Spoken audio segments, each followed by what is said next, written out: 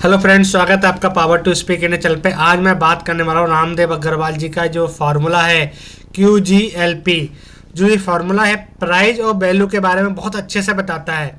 अगर मैं क्वालिटी की बात करूँ तो ये क्वालिटी में जो बात करते हैं QGLP में, तो क्वालिटी में बात करते हैं कि उस जो कंपनी आप खरीद रहे हैं, बाय कर रहे हैं लंबे समय के लिए, XYZ कोई भी देख लीजिए, आप कोई भी कंपनी XYZ ले रहे हो तो आप देखिए उसका मैनेजमेंट कैसा है।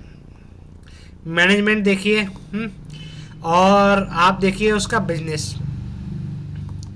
अगर ये दोनों अच्छे हैं, गुड हैं, तो आपके क्यू में आ जाएगा, ये बिजनेस क्यू में आ जाएगा।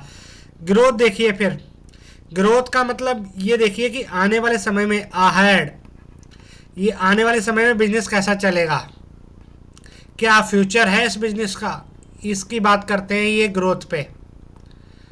तो आप ये देख सकते हैं, जब भी कोई भी स्टॉक आप खरीदते हैं उसको चेक कर सकते हैं कि भाई मैं XYZ कंपनी खरीद रहा हूँ, क्या उसका फ्यूचर है। अगर फ्यूचर है, हार्ड फ्यूचर दिख रहा है तो आप बाय करेंगे।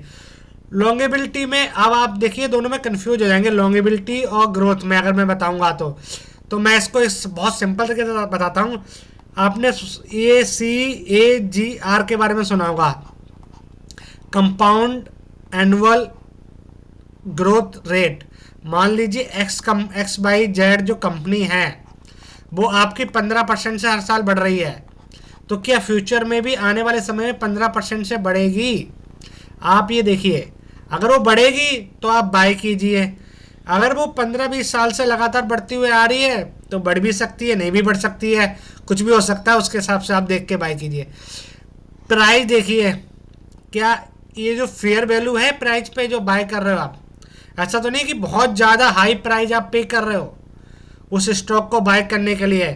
तो मैं कुछ गुड मैनेजमेंट और बिजनेसेस की मैं बात कर लूँ तो देखिए, जैसे कि आपका मान लीजिए HDFC ग्रुप हो गया।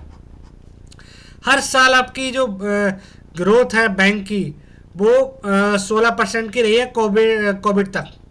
और कोविड के बाद जो अभी हुई हो गई है दोबारा, मतलब कम हो गई थी, अब दोबारा 19% 18% से ग्रोथ कर रही है। तो ये कंस्टेंट जब से बनी है, जब से ग्रोथ कर रही है। फिर आपका HUL हो गया, नेस्ले हो गया, इस टाइप के बिजनेसेस हो गए।